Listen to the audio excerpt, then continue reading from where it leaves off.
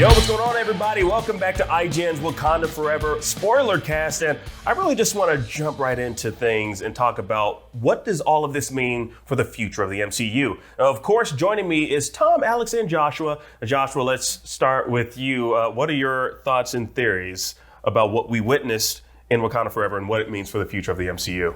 I think it's obvious that they really wanted to build out Namor and his people. I think he's going to be a big player going forward. His past and his present and his future.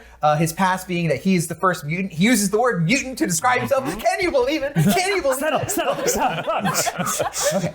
We waited so long and now it's finally happening. Of course, in the Miss Marvel series, we heard she had a mutation. This is the first person who's been labeled. He labels himself as a mutant.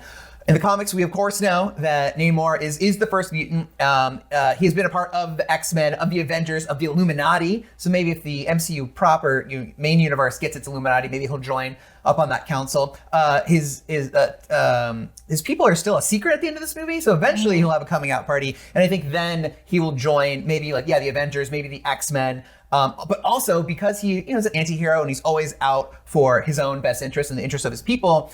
Don't be surprised if he joins up on maybe a villainous team. He's been a part of the dark version of the Illuminati called the Cabal. And he's been a part of the dark X-Men and stuff. So he's a character who I'm not sure, where he will align himself, wherever it suits him and his people in the moment, definitely. But yeah, I definitely see the very long and in-depth origin story they gave him and his people. That could be the catalyst for a mutant kind in the MCU. Because I think before this, I think we all assumed that it was going to be the multiverse that brought the X-Men to the MCU. We got Professor X and Doctor Strange and Multiverse of Madness. Evan Peters had that weird cameo in WandaVision.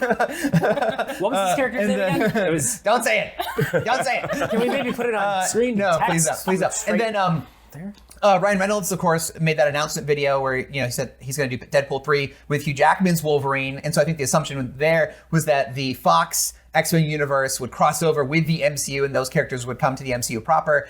But now I think they have a more natural way of doing it where they could say, Namor was the first mutant made in the 1600s. And so therefore, from there, the X gene could have spread from him throughout the world. Or maybe there's other vibranium deposits that somehow affected other groups of people in different ways. And so therefore, when you catch up and let a few hundred years pass, you get mutants in the modern day, and the X-Men are sort of always here among us. Kind of like Kamala Khan is just now finding out that she has a mutation. I don't know. I'm just excited. They did the groundwork. They laid some, they definitely are paving a road to where we could get X-Men from here. Well, it makes you what it brought to mind for me was the idea, and this is obviously, it's sort of the MCU project we don't talk about anymore, Inhumans. Inhumans, correct me if I'm wrong, they get their powers from the Terrigen Mists, right? So I wonder if the Marvel Cinematic Universe is kind of trying to bring all these things that can give people powers and kind of melding them all into vibranium, because we see it's Namor's mother wears that bracelet that makes contact with her skin. That's part of why he gets those powers in the first place. So maybe they're just going to wrap this all into one vibranium. Vibranium's the thing that gives you powers. Being very detailed, I did get to see the movie a second time, so this is fresher in my mind. But I think she takes the potion while pregnant, and I think those combined factors are what make her. Gotcha. I thought the bracelet had something to do with it the first time around, but I watched it again, and the bracelet was just a symbolic thing they gave her, saying that her son would be king because he was the first son of the new Talokan. That's not how she synthesizes the heart-shaped herb.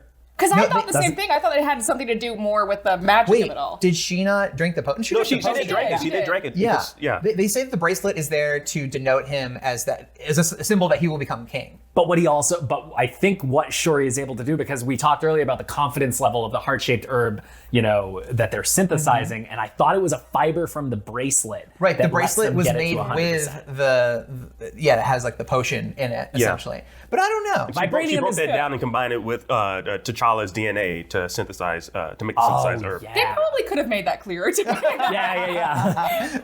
But it's clear the vibranium is obviously going to play some kind of role. And let's not forget, we also were introduced to Riri because she made a vibranium detector. I think that's significant too. It all comes back to vibranium. For a class project too. Yeah.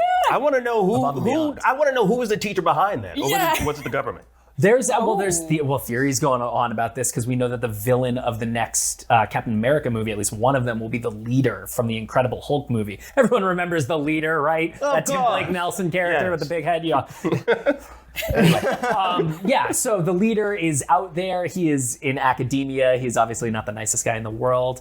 Maybe he could have been the professor. We also meet Lake Bell's character, who is on the ship there, which was kind of big casting for a character that is so struck me throwaway. as so strange. Literally thrown away into the ocean where she Literally. she's dead. At full speed. Oh, then she was gone. Yeah. So as far as like who that professor was that passed that tech along, we don't know yet. These are all threads that future MCU movies will probably pick up on, as well as the Val and the Ross of it all. Yeah. That's huge, I think, going forward, because as we know, Phase 5 will end in a Thunderbolts movie. Val is the head of the Thunderbolts. We know the Thunderbolts cast. I do wonder if maybe Wakanda or Talokan will be a target. You know, she goes after their resources. They make a big point in this movie that she dreams all day of what she could do with some vibranium.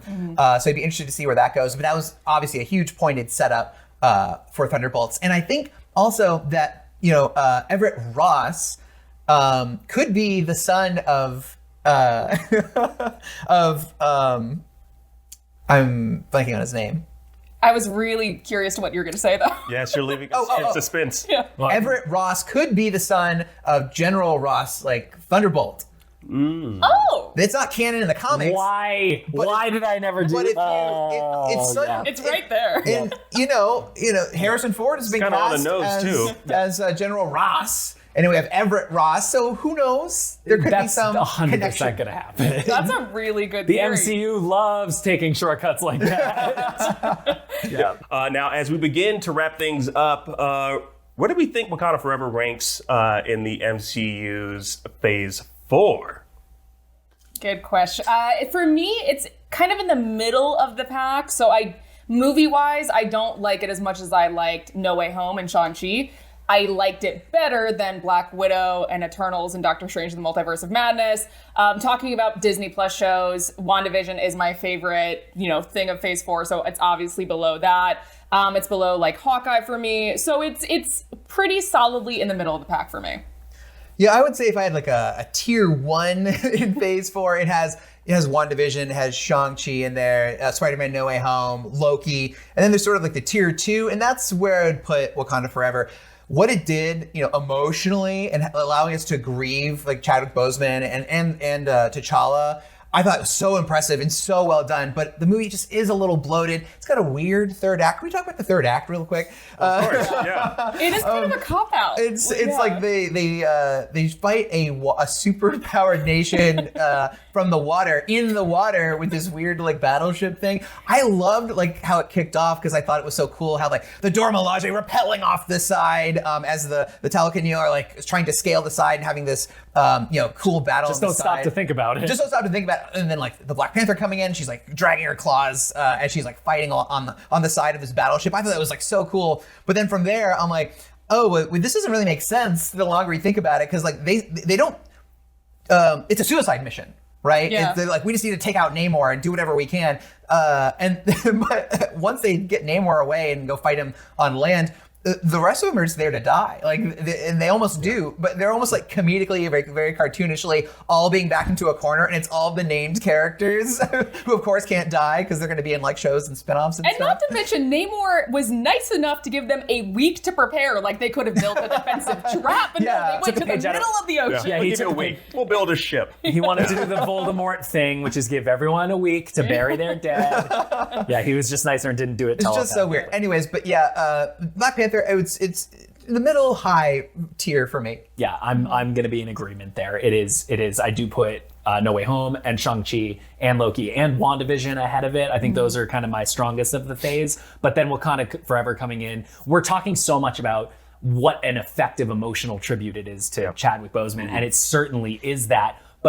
And we're talking about it a lot. It is not the majority of the movie. The majority is this swashbuckling Marvel Cinematic Universe adventure that you would expect it to be. And I think the reason that we're celebrating the celebration that the movie has for Chadwick is because once you kind of move past that and past that story thread, there's not quite as much there. Yeah. like for me, it's in the mid range is what I would say. As far as like emotional impact, it was there. Yeah. It was there 100% for me. But I'm one of those individuals where I look at this movie, I look at Marvel movies as like I have cousins, like younger cousins, and they're comic book fans because of me. They're nerds because of me, and they're still young. They're on the younger side, so. They just want the action. They want to see their favorite superheroes on the big screen fighting these villains. They want to see that type of story. And so I think about it in the terms of like, you know, they're not able to process death as an adult would just yet. So it's kind of taking that element, that action element, that Marvel element kind of out of it a little bit for them. You know, like I know we're gonna be in the theater like, what's going on? I don't understand what happened to T'Challa, you know, and I'm like, I don't know. It's not explained. And then obviously explaining to them what happened, which they already know what happened to Chadwick Boseman. So I don't know. It's a different element for me as far as like Marvel movies are concerned, but it's in the mid range for me. I would definitely say. Now, before we wrap up, this was a lot. I'm pretty sure this was a lot for y'all watching at home. This was a lot for us here.